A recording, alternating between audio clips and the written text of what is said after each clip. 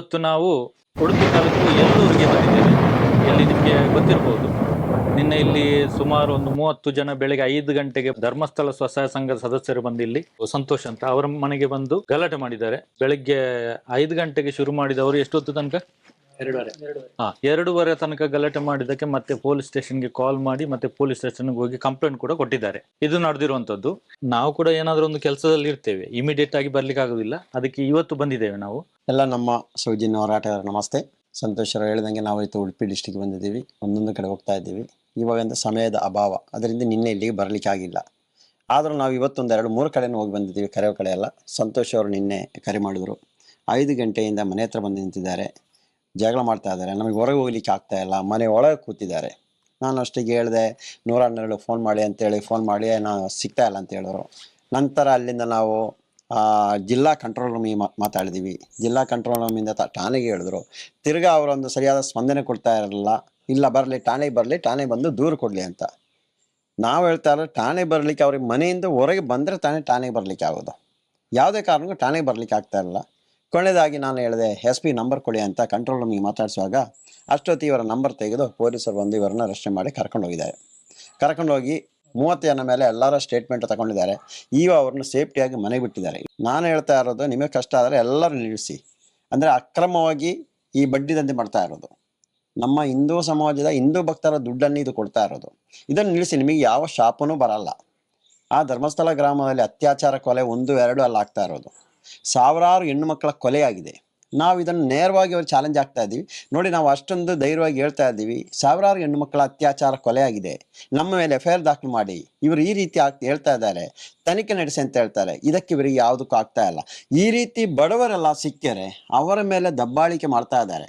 ಇದನ್ನು ನೀವು ನಿಲ್ಲಿಸಿ. ನೀವು ಕಟ್ಟದ ನಾವು ಬಿಡಲ್ಲ, ನೀವು ಸಾಯಿಸ್ತೀವಿ, ಇಲ್ಲ ನಿಮ್ಮ ಭೂಮಿ ಇದರೆಲ್ಲ ಬರೆದು ಅವ್ರಿಗೆ ಕೊಡಿ, ಅದನ್ನು ನಾವು ಸಂದಾಯ ಮಾಡ್ತೀವಿ. ಇಂಥ ಧಮಕಿ ಹಾಕೋ ಕೆಲಸವನ್ನು ನೀವು ನಿಲ್ಲಿಸಿ. ನೀವು ಪ್ರತಿಯೊಬ್ಬರು ನಮ್ಮ ಕರ್ನಾಟಕ ರಾಜ್ಯದಲ್ಲಿ ಸಾಲ ತಗೊಂಡ್ರಿಗೆ ಹೇಳ್ತಾ ಇರೋದು, ಇವಾಗ ಮೊದಲನೇದಾಗಿ 50,000 10,000 ಎಲ್ಲ ತಗೊಂಡಿದ್ರು, ಏನೋ ಕಟ್ಕೊಂಡು ಹೋಗ್ಬೋದಿತ್ತು. ಇವಾಗ ಬಡ್ಡಿ ಮೇಲೆ ಬಡ್ಡಿ ಅಂತ ಇವರು ತಗೊಂಡು ಒತ್ತಾಯಪೂರ್ವಕವಾಗಿ ಕೊಡ್ತಾ ಇದ್ದಾರೆ. ದುಡ್ಡು ತಗೊಳ್ಳಿ ಅಂತ. ದುಡ್ಡು ಯಾರು ಕೊಡುವ ಬೇಡ ಅಂತ ಹೇಳ್ತಾರೆ ಯಾರಾದ್ರು. ಇವಾಗ ಇಕ್ಕಟ್ಟಿಗೆ ಸಿಕ್ಕಾಕಿದ್ದಾರೆ, ಕಟ್ಲಿಕ್ಕೆ ಆಗ್ತಾ ಇಲ್ಲ. ಆತ್ಮಹತ್ಯೆ ಒಂದು ಕಡಿಮೆ ಅಂದ್ರೆ ಒಂದು 6,000ಕ್ಕಿಂತ ಜಾಸ್ತಿ ಜನ ಆತ್ಮಹತ್ಯೆ ಮಾಡ್ಕೊಂಡಿದ್ದಾರೆ. ಯಾವುದೇ ಠಾಣೆಯಲ್ಲಿ ಹೋದ್ರು ಇದು ಸಾಲದಿಂದ ಅಂತ ಹಾಕಿರ್ತಾರೆ, ಆದರೆ ಯಾವ ಸಂಘದ ಸಾಲ ಅಂತ ಬರೀತಾ ಇಲ್ಲ. ಅಷ್ಟೊತ್ತು ಈ ಸಂಘದವರು ಹೋಗಿ ಇದನ್ನು ಯಾವುದಾದ್ರು ರೀತಿಯಲ್ಲಿ ಮುಚ್ಚಾಕೋ ಕೆಲಸವನ್ನು ಮಾಡ್ತಾ ಇದ್ದಾರೆ. ಅದನ್ನು ನಾವು ಎಚ್ಚೆತ್ಕೊಂಡು ಸೌಜನ್ಯರ ಹೋರಾಟಗಾರರು ನಮ್ಮ ಮಹೇಶ್ ತಿಮ್ಮರೋಡಿಯನ್ನ ನೇತೃತ್ವದಲ್ಲಿ ಇವತ್ತು ಒಂದಿಷ್ಟು ಜನರ ಕಷ್ಟದಲ್ಲಿ ಬಿದ್ದಿರುವವ್ರನ್ನು ಎಬ್ಬಿಸಿ ಕೈ ಹಿಡಿದು ಕೆಲಸವನ್ನು ಮಾಡ್ತಾ ಇದ್ದೀವಿ. ಎಷ್ಟೋ ಜನ ಆತ್ಮಹತ್ಯೆ ಮಾಡ್ಲಿಕ್ಕೆ ಹೋಗ್ತಾ ಇದ್ದಾರೆ. ಅವ್ರನ್ನ ಆತ್ಮಹತ್ಯೆ ಮಾಡಬೇಡಿ ಅಂತ ಅವರಿಗೆ ಧೈರ್ಯ ತುಂಬಿಸಿ, ನಿಮಗೆ ಕಟ್ಟಲಿಕ್ಕೆ ಅಲ್ಲ, ಕಟ್ಟೋದು ಬೇಡಿ ಅಂತ ಹೇಳಿ ಅವರಿಗೆ ಧೈರ್ಯ ತುಂಬಿಸೋ ಕೆಲಸವನ್ನು ನಮ್ಮ ಸಂತೋಷನ ಸಂಚಾರಿ ಸಂತೋಷು ನಮ್ಮ ರವಿಯನ್ನವರು ಮಾಡ್ತಾ ಇದ್ದೀವಿ. ಅದೇ ರೀತಿಯಲ್ಲಿ ನಾವು ಬಂದರು ಉಡುಪಿ ನೋಡೋಣ ನಿನ್ನೆ ಏನಾಗಿರೋದಂತ ಅವ್ರ ಹತ್ರ ವಿಚಾರಿಸೋಣ. ನೀವು ಅವತ್ತು ನಾವು ಕಾಪುಗೆ ಬಂದಿದಾಗ ನೀವು ನಮ್ಮ ಹತ್ರ ಮಾತಾಡಿದ್ರಿ. ಹೌದು ಸರ್. ನಾನು ಇನ್ನೊಮ್ಮೆ ನಿಮ್ಮ ಹತ್ರ ಪ್ರಶ್ನೆ ಕೇಳ್ತೇನೆ. ಎಷ್ಟು ವರ್ಷ ಆಯ್ತು ನೀವು ಸ್ವಸಹಾಯ ಸಂಘಕ್ಕೆ ಸೇರಿ, ಧರ್ಮಸ್ಥಳ ಸ್ವಸಹಾಯ ಸಂಘಕ್ಕೆ ಸೇರಿ? ಧರ್ಮಸ್ಥಳ ಸಂಘದಲ್ಲಿ ಅಂದ್ರೆ 2004ರಲ್ಲಿ ನಮ್ಮ ಸೇರಿದ್ದು ಅಮ್ಮ. 18 ವರ್ಷ ಆಯ್ತು. ನಾನು ಅವ್ರು ತೀರೋದ್ಮೇಲೆ ಒಂದು 19-24 ವರ್ಷ ಆಯ್ತು. ಆಮೇಲೆ ನಾನು ಸೇರಿ ನನ್ನನ್ನು ಅವರೇ ಸೇರಿಸಿದ್ದು. ಅವರು ಲೋನ್ ಉಂಟು, ನೀವು ಪೋಸ್ಟ್ ಮಾಡಿ ನಿಮ್ಮನ್ನು ಸೇರಿಸಿದ್ದು. ನಾನು ಬೇಡ ಅಂತ ಹೇಳಿದೆ ನಾನು. ಯಾಕೆಂದ್ರೆ ನಮ್ಗೆ ಕೆಲಸದ ಒತ್ತಡ ಇರ್ತದೆ. ನಾನು ಬೇಡ, ಮೀಟಿಂಗ್ ಎಲ್ಲ ಬರ್ಲಿಕ್ಕೆ ಆಗುದಿಲ್ಲ, ನೀವು ಕರೆದಾಗೆಲ್ಲ ಬರ್ಲಿಕ್ಕೆ ಆಗುದಿಲ್ಲ, ನಿಮ್ಗೆ ಸ್ವಲ್ಪ ಕೋಪ ಬರುದು, ಹಾಗೆ ಎಲ್ಲ ಮಾಡುದು ಬೇಡ, ನನಗೆ ಆಗುದಿಲ್ಲ ಅಂತ ಹೇಳಿ. ಅದು ತೊಂದ್ರೆ ಇಲ್ಲ, ನೀವು ಸೇರಿ ನಮ್ಗೆ ನಾವು ನಿಮ್ಗೆ ಲೋನ್ ಕೊಡ್ತೇವೆ. ಅಂದ್ರೆ ನಿಮ್ಮ ತಾಯಿಯ ಬದಲಿಗೆ ನೀವು ಸೇರಿದ್ದು. ನಾನು ಅಲ್ಲಿ ಹೇಳಿದ ಹಾಗೆ ಹೇಳ್ತಾ ಇದ್ದೇನೆ. ಈಗ ನಾನು ಬೇರೆ ಯಾವ ವಿಷಯ ಹೇಳ್ತಾ ಇಲ್ಲ. ನಿನ್ನೆ ಏನು ಘಟನೆ ನಡೆದಿಲ್ಲ? ನಿನ್ನೆ ಸರಿ ಸುಮಾರು ಒಂದು 5 ಗಂಟೆ 5:30ಗೆ ಬಂದಿರ್ತಾರೆ. ಅಂದ್ರೆ ನಮ್ಗೆ ತಿಳಿಸ್ಲಿಲ್ಲ. ಯಾಕೆ ಎಲ್ಲ ಜನ ಮೊದ್ಲೊಂದು 10 ಜನ ಬಂದ್ರು. ಆಮೇಲೆ ಮತ್ತೆ ಮೇಡಮ್ನವರೆಲ್ಲ ಬಂದ್ರು. ಎಲ್ಲ ಆ ಕಾಪು ವಲಯದ ಮತ್ತೆ ಬೇರೆ ಕಡೆ ಎಲ್ಲ ವಲಯದ ಎಲ್ಲ ಬಂದಿದ್ರು. ಈಗ ನಿಮಗೆ ಅದರಲ್ಲಿ ಎಲ್ಲರೂ ಪರಿಚಯ ಇರುವವರೇ ಬಂದ್ರ, ಸಂಘದವರೇ ಬಂದ್ರಲ್ಲ? ಇಲ್ಲ, ನಮಗೆ ಒಂದು 2-3 ಜನ ಪರಿಚಯದವರಿದೆ ಅಷ್ಟೇ. ನಮ್ಮ ಇಲ್ಲಿ ಮೇಡಮ್ ಮತ್ತೆ ಅವರು ಸೂಪರ್ವೈಸರ್. ಮತ್ತೆ ಯಾರು ಅಂತ ನಮ್ಗೆ ಗೊತ್ತಿಲ್ಲ. ID ಕಾರ್ಡ್ ಹಾಕೊಂಡು ಬಂದಿದ್ರೆ? ಅದೇನ್ ಬರ್ಲಿಲ್ಲ. ಐಡಿಯಾ ನಮ್ಮ ಹತ್ರ ಎಲ್ಲ ID ಕಾರ್ಡ್ ಕೇಳ್ತಾರಲ್ಲ, ನೋಡಿ ID ಕಾರ್ಡ್ ಇದೆ. ಏನಾಗಿ ಕೊಡ್ತೇನೆ ನಿಮಗೆ ID ಕಾರ್ಡ್. ಅದಕ್ಕೆ ಬಂದಿದೀವಿ, ಕೇಳಿದ್ರಲ್ಲ ID ಕಾರ್ಡ್ ಅಂತ, ಬನ್ನಿ ಎಲ್ಲ ಕೊಡ್ತೀನಿ. ಇನ್ನು ಕೂಡ ನೀವು ಹೋಗುವಾಗ ಎಲ್ಲರೂ ID ಕಾರ್ಡ್ ಹಾಕೊಂಡು ಹೋಗಿ, ನಮಗೆ ತೋರಿಸ್ಬೇಕು. ನಾವು ಕೂಡ ತೋರಿಸ್ತೇವೆ ID ಕಾರ್ಡ್. ಎಷ್ಟು ಜನ ಮನೆಗೆ ಹೋಗ್ತೀರಾ ಅವ್ರದ್ದೆಲ್ಲರೂ ID ಕಾರ್ಡ್ ನಮಗೆ ತೋರಿಸ್ಬೇಕು. ಬಂದು ಏನು ಹೇಳಿದ್ರು ಮೊದಲಾಗಿ ನನಗೆ ನೀವು ಲೋನ್ ಕಟ್ಟಬೇಕು, ಹಾ. ಕಟ್ಟದಿದ್ರೆ ನಂಗೆ ಇದಾಗ್ತದೆ, ಕಟ್ಟಲೇಬೇಕು, ಹಾಗೆ ಬೇರೆಯವರಿಗೆ ಲೋನ್ ಸಿಗುದಿಲ್ಲ ಹಾಗೆ ಹೀಗೆ ಹೇಳ್ತಾ ತಬದಸ್ ಮಾಡಿದ್ರು, ಬೋರ್ಜಾರಿ ಮಾತಾಡಿದ್ರು. ಮತ್ತೆ ಬೇರೆ ಎಲ್ಲ ಸಂಘದ ವಿಷಯ ಬಿಟ್ಟು ಬೇರೆಯವರೆಲ್ಲ ನಮ್ಗೆ ವೈಯಕ್ತಿಕ ವಿಷಯ ಎಲ್ಲ ಮಾತಾಡಿದ್ರು. ಅದು ನಾವು ಬೇಡ ಸುಮ್ಮನೆ ಅಂದ್ರೆ ನಾವು ಜಾಸ್ತಿ ಮಾತಾಡ್ಲಿಕ್ಕೆ ಹೋಗ್ಲಿಲ್ಲ. ನೀವು ಮಾತಾಡಿ ನೀವು, ನಮ್ಗೇನು ಇದಿಲ್ಲ ಅದ್ರಲ್ಲಿ. ಅದೇ ಕೊಚ್ಚೆಗೆ ಕಲ್ಲು ಹಾಕುದು ಯಾಕೆ ಅಂತ ನೀವು ಸುಮ್ಮನೆ ಇದ್ರಿ. ಅದೇ ನಮ್ಗೆ ಗೊತ್ತುಂಟಲ್ಲ ನಾವು. ಮತ್ತೆ ಅವರೆಲ್ಲ ಆಚೆ ಈಚೆ ಹೋಗಿ ನಗಾಡ್ತಾ ಇದ್ರು, ತಮಾಷೆ ಮಾಡ್ತಾ ಇದ್ರು. ನಾವ್ ಅದಕ್ಕೆ ಏನು ಇದು ಮಾಡ್ಲಿಲ್ಲ. ಅವರ ಕರ್ಮ ಮಾಡಿ ತಿಂತಾರೆ. ನಾವೇನು ಯಾರಿಗೆ ಇದು ಮಾಡ್ಲಿಲ್ಲ ಇಷ್ಟವರೆಗೆ. ನಾವು ಉಪಕಾರ ಮಾಡಿದ್ದೇವೆ ಹೊರತು ನಾವು ಉಪದ್ರ ಯಾರಿಗೂ ಸಹ ಮಾಡ್ಲಿಲ್ಲ ಇಷ್ಟವರೆಗೆ. ಅಲ್ಲ, ನೀವು 20 ವರ್ಷದಿಂದ ಕಟ್ಟಿದ ಬಡ್ಡಿಯೇ ನಿಮಗೆ ಸಿಗ್ಬೇಕು. ಅದು ಹೌದು. ಈಗ ಎಷ್ಟು ಲೋನ್ ಉಂಟು ನಿಮ್ಮದು? ನಮ್ದು ಒಂದು ಡಿಸೆಂಬರ್ ಅಲ್ಲಿ 1.5 ಲಕ್ಷ ಮತ್ತೆ ಇವಳದು 1.5 ಲಕ್ಷ ತೆಗ್ದಿದೆ. ಮೊದ್ಲಿದೆಲ್ಲ ಉಂಟು. ಅದು ಎಷ್ಟಂತ ಒಂದು 4 ಲಕ್ಷ ಇರ್ಬೋದು. ಒಟ್ಟಿಗೆ 4 ಲಕ್ಷ ಬಾಕಿ ಉಂಟು. ವಾರಕ್ಕೆ ಎಷ್ಟು ಕಟ್ತಾ ಇದ್ರಿ? ವಾರಕ್ಕೆ ಒಂದು ನಂದು ಮೈಸೂರು ತಂಡದಲ್ಲಿ 2600, ಅವಳದ್ದು 2100, ಒಟ್ಟಿಗೆ 2700, 4700 ಕಟ್ತಾ ಇದ್ರಿ. ಈಗ ಇವತ್ತಿನ ವಾರದ ಸೇರಿ ಎಷ್ಟು ವಾರ ಆಯ್ತು ನೀವು ನಿಲ್ಸಿ? ನಾನು 2 ವಾರ ಆಯ್ತು ನಿಲ್ಸಿ. 2 ವಾರ, ಮೊದಲಿನ ವಾರ ಮತ್ತೆ ಈ ವಾರದ್ದು. 2 ವಾರ ಆಯ್ತು ಅಷ್ಟೇ. 2 ವಾರ ಆಗಿದ್ದೆ. ಅಂದ್ರೆ ನಾವು ಬಂದ ಮೇಲೆ ನೀವು ನಿಲ್ಸಿದ್ದು. 9,000 ಚಿಲ್ಲರೆ ಉಳಿಸಿದ್ದಷ್ಟೇ. ತುಂಬಾ ಕಷ್ಟಪಟ್ಟು ರಾತ್ರಿ ಎಲ್ಲ ಕೆಲಸ ಮಾಡಿ ಎಲ್ಲ ಹೇಳ್ತಾ ಇದ್ರಿ. ತುಂಬಾ ತಲೆಬೇನೆ ಇವಳಿಗೆಲ್ಲ, ಕೆಲಸಕ್ಕೆ ಹೋಗುದು. ಮತ್ತೆ ಇವಳಿಗೆ ನಾನು ಬೈತಾ ಇದ್ದೆ. ನಾನು ಎಷ್ಟು ಅಂತ ನಾನು ಕೆಲಸ ಮಾಡುದು, ನನಗೆ ಸಾಕಾಗಿ ಹೋಗಿದೆ. ನಾನು ಸಾಯಿರನಕ 7ನೇ ಕ್ಲಾಸ್ ಅಲ್ಲಿ ಕೆಲಸ ಹೋಗ್ತಾ ಇದ್ದೆ ನಾನು. ಕೆಲಸ ಬಿಟ್ಟು ಮತ್ತೆ ಏನಾದ್ರು ಮಾಡಿ 9ನೇ ಕ್ಲಾಸ್ ಎಲ್ಲ ಮಾಡಿದೆ ನಾನು. ಆಮೇಲೆ ಕೆಲಸಕ್ಕೆ ಹೋಗಿ ಇಷ್ಟವರೆಗೂ ನನಗೆ ನೆಮ್ಮದಿ ಇಲ್ಲ. ಎಲ್ಲ ಕೆಲಸ ಇದು ಕಟ್ಟಿಯೇ ಇದರಲ್ಲೇ ಆಯ್ತು. ನಮ್ಗೆಲ್ಲ ಜೀವನ ಪೂರ್ತಿ ಕಟ್ಟೋದ್ರಲ್ಲೇ ಆಯ್ತು. ಅದಂತೂ ಇದು ಬಂದ ಮೇಲೆ ಅಂತೂ ಕೇಳಲಿಕ್ಕೆ ಇಲ್ಲ. ನಾನು ಕೊಟ್ಟಿದ್ದು ಕಟ್ಟಬೇಕಲ್ಲ, ಋಣ ಹಾಗೆ ಹೀಗೆ ಎಲ್ಲ ಹೇಳ್ತಾರೆ. ಈಗ ನಿನ್ನೆ ಆದ ಘಟನೆ ನಂತರ ಏನ್ ತೀರ್ಮಾನ ಮಾಡಿದ್ರಿ ನೀವು? ನಾನು ಕಟ್ಟೋದಿಲ್ಲ ಅಂತ ಹೇಳ್ತೇವೆ. ನಾವು ಕೂಡ ಹೇಳಿದ್ದಾಗೆ ಅವರದ್ದು ನಿಮ್ಮ ಸ್ವಸಹಾಯ ಸಂಘದ ಪಾಸ್ ಪುಸ್ತಕ ಕೊಟ್ರೆ ಮಾತ್ರ ಅದೇ ಅಕೌಂಟಿಗೆ ಕಟ್ಟಿ. ಅಲ್ಲಿ ನಿಮ್ಗೆ ಈ 20 ವರ್ಷದಿಂದ ನೀವು ತಗೊಂಡಿರುವ ಸಾಲ ಕೂಡ ಅದರಲ್ಲಿ ಇರಬೇಕು, ನೀವು ಕಟ್ಟಿದ ಬಡ್ಡಿ ಕೂಡ ಅದರಲ್ಲಿ ಇರಬೇಕು, ಉಳಿತಾಯಕ್ಕೆ ಬಡ್ಡಿ ಕೂಡ ಇರಬೇಕು, ನೀವು ಕಟ್ಟಿರುವಂತ ಉಳಿತಾಯದ ಸ್ಟೇಟ್ಮೆಂಟ್ ಕೂಡ ನಿಮ್ಗೆ ಸಿಗ್ಬೇಕು. ಅದೇ ಅಕೌಂಟ್ ಪಾಸ್ ಪುಸ್ತಕ ಇದ್ರೆ ಮಾತ್ರ ನೀವು ಕಟ್ಟಿ ಅಂತ ನಾವು ಹೇಳಿದ್ದು. ಕಟ್ಟಬೇಡ ಅಂತ ನಾವು ಹೇಳಿದ್ವಾ? ಇಲ್ಲಲ್ಲ. ಈಗ ನಿನ್ನೆ ಅವರು ಬಂದು ಗಲಾಟೆ ಮಾಡಿದ್ಮೇಲೆ ಏನ್ ತೀರ್ಮಾನ ಮಾಡಿದ್ರಿ ನೀವು? ನಮ್ಗೆ ಪಾಸ್ ಪುಸ್ತಕ ಬೇಕಂತ ಹೇಳಿ, ಮತ್ತೆ ಸ್ಟೇಟ್ಮೆಂಟ್ ಬೇಕಂತ. ಆಮೇಲೆ ನಾನು ಕಟ್ಟೋದಿಲ್ಲ ಅಂತ ಹೇಳಿಲ್ಲ, ಕಟ್ತೇನೆ ಅಂತ ಹೇಳಿದೆ. ಇನ್ನು ಕೂಡ ನಾನು ಕಟ್ತೇನೆ, ನನ್ನ ಪಾಸ್ ಪುಸ್ತಕ ಕೊಡಿ. ಈಗ ನೋಡಿ, ನಿಮ್ಗೆ 20 ವರ್ಷದಿಂದ ಸಬ್ಸಿಡಿ ಎಷ್ಟು ಬರ್ಬೇಕು ಇವರಿಗೆ ಲೋನ್ಗೆ? ನೋಡಿ, 1 ಲಕ್ಷಕ್ಕೆ 5%, 5,000ದಾಗೆ ಇಷ್ಟು ವರ್ಷದಲ್ಲಿ ಅವರಿಗೆ ಸಬ್ಸಿಡಿ ಎಷ್ಟು ಬರ್ಬೇಕು ಗವರ್ಮೆಂಟ್ ಕಡೆಯಿಂದ? ಅದೆಲ್ಲ ಎಲ್ಲಿ ಹೋಗ್ತಾ ಇದೆ? ಅದೆಲ್ಲ ಕೇಳ್ಬೇಕಲ್ಲ, ನಾವು ಪ್ರಶ್ನೆ ಕೇಳ್ಬೇಕಲ್ಲ. ಈಗ ನಾವು ಅಡ್ಜಸ್ಟ್ಮೆಂಟ್ ಏನು ಗೊತ್ತಾ, ಅಕ್ಕಪಕ್ಕದ ಬ್ಯಾಂಕ್ ಅವರಿಗೆ ಅಂತ ಹೇಳಿ ನಾವು ಕೊಡ್ತಾ ಇದೀವಿ ಸಾಲ, ನೀವು ಕೊಡ್ಬೇಡಿ.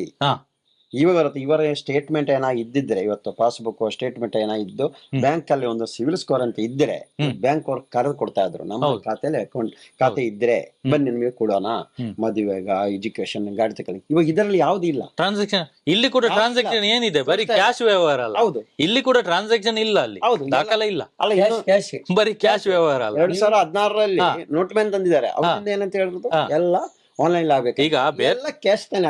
ನಮ್ಮ ದೇಶದ ಈ ಬಡಪ ಇವರು ಹಂಗೇ ಉಳಿದ್ದಾರೆ, ಅವರು ಮುಂದೆ ಬರ್ತಾ ಇದ್ದಾರೆ. ಇದಕ್ಕೆ ನಮಗೆ ಎಲ್ಲರಿಗೂ ಹೇಳ್ತಾ ಇದ್ದೀವಿ, ಓಕೆ ಆನ್ಲೈನ್ ಕೊಡಿ. ಅವರು ಆನ್ಲೈನ್ ನೀವೇ ಸಂಬಳ ಬರೋದು ಆನ್ಲೈನ್ ಕಟ್ ಆಗ್ತಾ ಇದೆ. ಆಟೋಮೆಟಿಕ್ ಆಗಿ ಗೊತ್ತಾ, ಇವರ ಸಾಲ ಒಂದು ಮುಗಿಸ್ಬೇಕಾ, ಆಚಾರ ಬೇಡ, ಬ್ಯಾಂಕ್ ಕೇಳಿ ಅದನ್ನ ತಗೊಂಡ್ಕೊಳ್ಬಹುದು. ಅವಾಗ ಕಡಿಮೆ ಬಡ್ಡಿಗೂ ಇರುತ್ತೆ, ನೇರ ಬ್ಯಾಂಕ್ ಹೋಗುತ್ತೆ, ನೀವು ಆರಾಮಾಗಿ ಇರ್ಬೋದು. ಇದು ಆಗ್ತಾ ಇಲ್ಲ. ಇಲ್ಲಿ ನೋಡ್ತಾ ಇರೋದು ಧರ್ಮೋದ್ಯೋಗ ಅವರೇ ಉದ್ಧಾರ ಆಗ್ತಾ ಇದ್ದಾರೆ, ಬೇರೆ ನಮ್ಮ ಹಿಂದೂ ಜನಾಂಗ ಯಾರು ಉದ್ಧಾರ ಆಗ್ತಾ ಇಲ್ಲ. ಈಗ ನೀವು ನಿನ್ನೆ ಹೋಗಿ ಸ್ಟೇಷನ್ಗೆ, ಯಾವ ಸ್ಟೇಷನ್ಗೆ? ಪಡುಬಿದ್ರೆ ಪೊಲೀಸ್ ಸ್ಟೇಷನ್ ಕಂಪ್ಲೇಂಟ್ ಕೊಟ್ರಿ. ಏನಾಯ್ತು ಅಲ್ಲಿ? ಅಲ್ಲಿ ವಿಚಾರಣೆ ಮಾಡಿದ್ರು. ಕಂಪ್ಲೇಂಟ್ ಕೊಟ್ರಿ, ವಿಚಾರಣೆ ಮಾಡಿದ್ರು. ಏನ್ ಹೇಳಿದ್ರು ಪೊಲೀಸ್ನವರು? ಅಲ್ಲಿ ಇಲ್ಲಿ ನಮ್ಮ ಮನೆ ಬಂದಿದ್ರಲ್ಲ, ಅವರಿಗೆ ನಾನು ಹೇಳಿದೆ ಅವರ ಹತ್ರ, ಪೊಲೀಸ್ನವರ ಹತ್ರ. ಅವ್ರು ಯಾಕೆ ಬಂದಿದ್ದಾರೆ, ನಮ್ಮ ಹತ್ರ ಹೇಳಿಲ್ಲ, ಅದು ತಪ್ಪಲ್ವ ಅಂತ. ಅದು ತಪ್ಪು, ಅದು ಇಲ್ಲಿ ಏನು ಹೇಳಿದ್ರು? ಇಲ್ಲಿ ಏನೋ ಅವ್ರದ್ದೆಲ್ಲ ಫೋಟೋ ತಗೊಂಡ್ರಂತೆ, ಎಲ್ಲ ನಂಬರ್ ಎಲ್ಲ ತಗೊಂಡಿದ್ದಾರೆ ಅವರು ಎಲ್ಲರದು. ಅವರಿಗೆ ಸರಿ ಬೈದಿದ್ದಾರೆ ಅವರು. ನೀವು ಯಾಕೆ ಬಂದಿದ್ದು, ನೀವು ಕಾನೂನು ಪ್ರಕಾರ ಬರ್ಬೇಕಲ್ಲ, ನೀವು ಯಾಕೆ ಬಂದಿದ್ದು, ನಿಮ್ಗೆ ತಪ್ಪಲ್ವಾ ಅದು? ನಿಮ್ಗೆ ಅದು ತಪ್ಪು ಅಂತ ಗೊತ್ತಿಲ್ವಾ? ಮತ್ತೆ ಯಾಕೆ ಬಂದದ್ದು? ನಿಮ್ಮ ಮೇಲೆ ಕಂಪ್ಲೇಂಟ್ ಆಗುದಿಲ್ವಾ ಇದು? ಈಗ ಅವ್ರು ಕಂಪ್ಲೇಂಟ್ ಕೊಟ್ಟಿದಾರಲ್ಲ, ನೀವು ಎಲ್ಲ ನಂಬರ್ ಕೊಡಿ ನಮ್ದು, ನೀವು ಸಹ ಕಂಪ್ಲೇಂಟ್ ಬನ್ನಿ ಅಂತ ಹೇಳಿ. ಅದಕ್ಕೆ ಅವರೆಲ್ಲ ನಾವು ಸಹ ಹೋಗಿದ್ದೆ, ಅವರು ಸಹ ಬಂದಿದ್ದಾರೆ.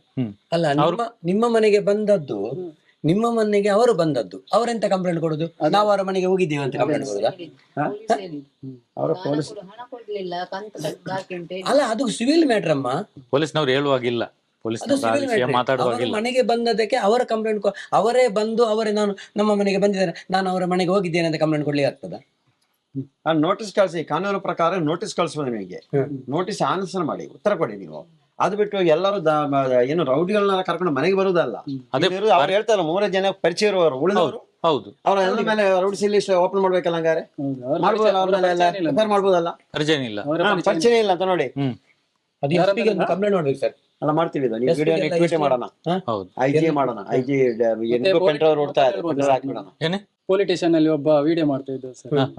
ಅವಾಗ ಪೊಲೀಸ್ನ ಅವರು ನಾನು ಮತ್ತು ಅವ್ರು ಮಾತಾಡ್ತಿದ್ದೆ, ನಾನು ಹೆಂಡತಿ ನಾನು ಮಾತಾಡ್ತಿದ್ವಿ. ಅವ ಹಿಂದಿಗಡೆ ಬಂದು ವಿಡಿಯೋ ಮಾಡ್ತಾ ಇದ್ದೆ. ಅವಾಗ ಸ್ವಲ್ಪ ಹೊತ್ತಿನ ಕಂಪ್ಲೇಂಟ್ ತಗೊಂಡ್ಮೇಲೆ ಅವ್ರೀಗ ನೋಡಿದ್ರು. ನೋಡಿದ್ಮೇಲೆ ಯಾರು ನೀನು ಕೇಳಿದ್ರು, ಯಾರು ನೀನು ಅಂತ ಕೇಳಿದ್ರು. ಅದು ಅದಕ್ಕೆ ನಾನು ಅವನ ಕಡೆ ಅಂತ ಹೇಳ್ದ, ಬಬ್ಬಬ್ಬೆ ಅಂತ ಹೇಳಿದ. ನೀನು ವಿಡಿಯೋ ಮಾಡಿದ್ದೆ, ನಾನು ನೋಡಿದೆ ಅಂತ ಹೇಳಿದ. ಅದಕ್ಕೆ ಅವನು ಹೌದು ಸರ್, ನಾನು ವಿಡಿಯೋ ಮಾಡಿದ್ದೇನೆ, ಹಾಗಾದ್ರೆ ಡಿಲೀಟ್ ಮಾಡ ಅಂತ ಹೇಳಿದ್ರು. ಅಲ್ಲೇ ಡಿಲೀಟ್ಸ್ ಮಾಡಿಸಿದ್ರು ಅವರು. ಸರ್ ನನಗೆ ತುಂಬಾ ಖುಷಿ ಆಯ್ತು.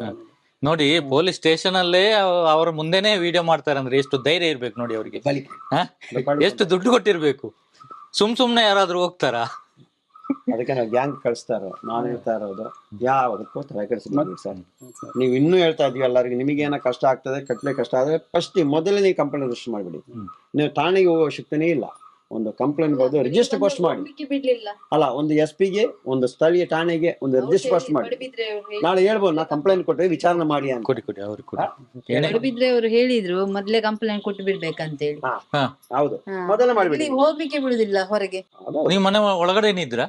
ಇಲ್ಲಿ ಕಡೆಗೆ ಬಂದು ನಿಂತಿದ್ದಾರೆ, ಹೋಗ್ಲಿಕ್ಕೆ ಕಾಲ್ ಮಾಡುವಾಗ ಹೋಗ್ಬೇಕು. ಕಾಲ್ ಮಾಡಿದ್ರು, ನನ್ನ ಮನೆಯಿಂದ ಹೊರಗಡೆ ಹೋಗ್ಲಿಕ್ಕೆ ಬಿಡುದಿಲ್ಲ, ಏನ್ ಮಾಡ್ಲಿಲ್ಲ. ನಾನು 112ಗೆ ಕಾಲ್ ಮಾಡಿ ಅಂತ 112ಗೆ ಕಾಲ್ ಮಾಡಿದಾಗ 112 ಅವ್ರು ಹೇಳ್ತಾರೆ ನೀವು ಪಡುಬಿದ್ರೆ ಸ್ಟೇಷನ್ಗೆ ಕಾಲ್ ಮಾಡಿದ.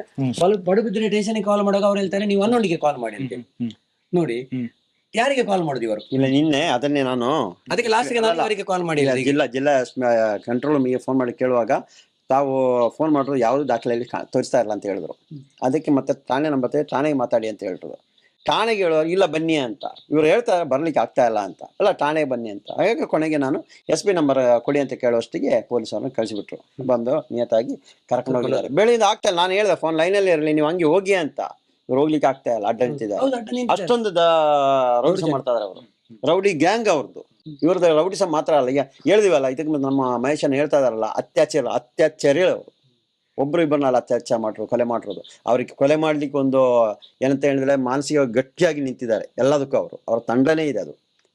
ಅದಕ್ಕೆ ನೀವು ಧೈರ್ಯವಾಗಿರಿ. ಯಾವ ಮಂಜನ ಅಣ್ಣಪ್ಪ ಸ್ವಾಮಿ ನಿಮಗೆ ಯಾವುದೇ ಶಾಪ ಹಾಕಲ್ಲ. ನೀವು ಕಟ್ಟಿರೋ ಬಡ್ಡಿಯನ್ನು ಅಷ್ಟೇ. ನೀವು ದೇವರು ಬಿಡುದಿಲ್ಲ ಈಗ ಅವರನ್ನೇ ಬಿಡುದಿಲ್ಲ. ಅಲ್ಲಿ ಗೊತ್ತಾಗ್ತಾ ಇದಲ್ಲ, ಇವಾಗ ನೋಡ್ತಾ ಇದ್ದೀರಲ್ಲ ಮಾಧ್ಯಮದಲ್ಲಿ, ಯಾರು ಇವರೊಟ್ಟಿಗೆ ಸೇರ್ಕೊಂಡ್ರೆ ಎಲ್ಲ ಹೋಗ್ತಾ ಇದಾರಲ್ಲ ಒಬ್ಬೊಬ್ರು ಜೈಲಿಗೆ. ಅದ್ರಲ್ಲಿ ಅರ್ಥ ಮಾಡ್ಕೊಂಡ್ರೆ ಸಾಕು. ನೀವು ಯಾವುದಕ್ಕೂ ತಲೆ ಕೆಡಿಸಬೇಡಿ. ಯಾವ ಮಂಜ ಅಣ್ಣಮ್ಮ ಸ್ವಾಮಿ ನಿಮಗೆ ಇದು ಕೊಡಲ್ಲ. ಈಗ ಸರ್ ಸಂಪೂರ್ಣ ಸುರಕ್ಷಾ ಅಂತ ಬರ್ದಿದ್ದಾರೆ ಅದರಲ್ಲಿ. ಸಂಪೂರ್ಣ ಸುರಕ್ಷಾ ಅಂದ್ಮೇಲೆ ಸಂಪೂರ್ಣ ಸಿಗ್ಬೇಕಲ್ಲ, ಸಿಗುದಿಲ್ಲ ಅಲ್ಲ. ಅದ್ರಲ್ಲಿ ಪುಟ ಬಿಡಿಸಿ ನೋಡುವಾಗ ಇಂಥದ್ದಕ್ಕೆ ಇಷ್ಟಿಷ್ಟೇ ರೇಟ್ ಅಂತ ಬರ್ದಿದ್ದಾರೆ. ಸಂಪೂರ್ಣ ಸುರಕ್ಷಾ ಅಂದ್ಮೇಲೆ ಯಕ್ಷಗಾನ ಅಂದ್ರೆ ಸಂಪೂರ್ಣ ಮಹಾತ್ಮೆ ಎಲ್ಲ ಮಾಡ್ತಾರೆ. ಸಂಪೂರ್ಣ ದೇಶ ಕ್ಷೇತ್ರ ಮಾತ್ರ ಅಂತ ಸಂಪೂರ್ಣ ಮಾತ್ರ ಮಾಡ್ತಾರೆ. ಅದ್ರಲ್ಲಿ ಯಾವ್ದನ್ನು ಬಿಡುದಿಲ್ಲ ಅವರು. ಇವ್ರು ಯಾಕೆ ಸಂಪೂರ್ಣ ಸುರಕ್ಷಾ ಅಂತ ಎದುರುಗಡೆ ಹಾಕಿದ್ದಾರೆ? 3 ದಿನ ಅಡ್ಮಿಟ್ ಆಗ್ಬೇಕು, 3 ದಿನ ಸಿಗುದಿಲ್ಲ. ಅಂದರೆ ಅವ್ರ ಲೆಕ್ಕ ಏನಂದ್ರೆ ಕೈಗೆ ಎಷ್ಟು, ಕಾಲಿಗೆ ಎಷ್ಟು, ತಲೆಗೆ ಎಷ್ಟು ಹೀಗೆ ಮಾಡಿದ್ದಾರೆ. ರೌಡಿಸಂನ ಲೆಕ್ಕ ಹೇಗೆಂದ್ರೆ ತಲೆಗೆ ಎಷ್ಟು, ಕಾಲಿಗೆ ಎಷ್ಟು, ಕೈಗೆ ಎಷ್ಟು, ಬಲ ಕೈಗೆ ಎಷ್ಟು, ಎಡ ಕೈಗೆ ಎಷ್ಟು, ಬಲ ಕಾಲಿಗೆ ಎಷ್ಟು, ಆ ರೀತಿ ಅವರು. ನೀವು ಅದು ತಪ್ಪಲ್ಲ ಸರಿ. ಅದೇ ನಾನು ಹೇಳಿದೆ, ಅರ್ಧಂಬರ್ಧ ಸಂಪೂರ್ಣ ಸುರಕ್ಷಾ ಅಂತ ಬರಿಬಹುದಿತ್ತಲ್ಲ. ಸಂಪೂರ್ಣ ಸುರಕ್ಷಾ ಅಂದ್ಮೇಲೆ ಸಂಪೂರ್ಣ ರಾಮಾಯಣ ಇರ್ತದೆ, ಅಲ್ಲದಲ್ಲ ಸರ್? ಸಂಪೂರ್ಣ ರಾಮಾಯಣ ಇರ್ತದೆ, ಸಂಪೂರ್ಣ ದೇವಿ ಮಹಾತ್ಮೆ ಇರ್ತದೆ. ಪ್ರತಿಯೊಂದು ಸಂಪೂರ್ಣ ಇದ್ಮೇಲೆ ಅದ್ರಲ್ಲಿ ಸಂಪೂರ್ಣ ಅಂದ್ಮೇಲೆ ಒಳಗೆ ತೆಗೆಯುವಾಗ ಅದ್ರಲ್ಲಿ ಸಂಪೂರ್ಣ ಯಾವ್ದು ಅದಕ್ಕೆ ನಮ್ಗೆ ಏನಿದ್ರು ಅದೆಲ್ಲ ಕೊಡ್ಬೇಕು. ನೋಡಿ, ಇವರು ಇಷ್ಟೊಂದು ಧೈರ್ಯದಿಂದ ಬರೀ ಎಷ್ಟು ಜನ ಇದ್ದೀರಿ? ಇಬ್ಬರೇ ಫೇಸ್ ಮಾಡಿದ್ದಾರೆ. 30 ಜನರನ್ನು ಇಬ್ರು ಫೇಸ್ ಮಾಡಿದ್ದಾರೆ. ಏನಾಗಲ್ಲ, ನಿಮ್ಮ ಮನೆಗೆ ಬಂದ್ರೆ ಯಾರು ಏನ್ ಮಾಡ್ಲಿಕ್ಕೆ ಆಗುದಿಲ್ಲ. ಅವರ ಸ್ವಸಹಾಯ ಸಂಘದ ಪಾಸ್ ಪುಸ್ತಕ ಕೊಡ್ಲಿಕ್ಕೆ ಹೇಳಿ, ಇಲ್ಲಿ ತನಕ ಕಟ್ಟಿರೋದೆಲ್ಲ ಸ್ಟೇಟ್ಮೆಂಟ್ ಅದರಲ್ಲಿ ಇರಬೇಕು. ಇಲ್ಲಿ ತನಕ ಏನು ಸಬ್ಸಿಡಿ ಬರಬೇಕು ಅದು ಬರಬೇಕು. ಇಲ್ಲಿ ತನಕ ಉಳಿತಾಯಕ್ಕೆ ಎಷ್ಟು ಕಟ್ಟಿದ್ದಾರೆ ಅದಕ್ಕೆಲ್ಲ ಉಳಿತಾಯಕ್ಕೆ ಬಡ್ಡಿ ಕೂಡ ಸಿಗ್ಬೇಕು. ಕಾನೂನು ಪ್ರಕಾರವಾಗಿ ಎಷ್ಟು ಬಡ್ಡಿ ಬರ್ತದೆ ಅಷ್ಟು ಬಡ್ಡಿ ಬೀಳ್ಬೇಕು, ಸಬ್ಸಿಡಿ ಕೂಡ ಸಿಗ್ಬೇಕು. ಇಲ್ಲಿ ತನಕ PRK ಅದು ಸುರಕ್ಷಾ ಅದು ಇದೆಲ್ಲ ಏನು ದಾಖಲೆ ಇಲ್ಲದೆ ಏನು ಎಲ್ಲ ಕಲೆಕ್ಷನ್ ಮಾಡಿದ್ದಾರೆ, ಅದಕ್ಕೆಲ್ಲ ಬಡ್ಡಿ ಸಮೇತ ರಿಟರ್ನ್ ಕೊಡ್ಬೇಕು ಅವರಿಗೆ. ಉಳಿದಿದ್ದ ಅಮೌಂಟ್ ಅವರು ಇನ್ನು ಮುಂದೆ ಸ್ವಸಹಾಯ ಸಂಘದ ಪಾಸ್ ಪುಸ್ತಕಕ್ಕೆ ಕಟ್ತಾರೆ. ಇದಕ್ಕೆ ನಾವು ಜವಾಬ್ದಾರಿ. ಇಷ್ಟೆಲ್ಲ ನೀವು ಮಾಡಿ ಕೊಟ್ರೆ ಇವರನ್ನು ಕಟ್ಟಿಸುವಂತ ಕೆಲಸ ನಾವು ಮಾಡ್ತೇವೆ. ಇಷ್ಟೆಲ್ಲ ಕೊಡ್ಬೇಕು. ಇಷ್ಟೆಲ್ಲ ಕೊಟ್ಟಿದ್ರೆ ನಾವು ಕಟ್ಟಿಸ್ತೇವೆ. ಇನ್ನು ಮುಂದೆ ನಾವು ಕಟ್ಟಬೇಡ ಅಂತ ಹೇಳುದಿಲ್ಲ ಯಾರ ಹತ್ರನು ಕೂಡ. ನಾವು ಕಟ್ಟಿಸ್ತೇವೆ ಇವರನ್ನು.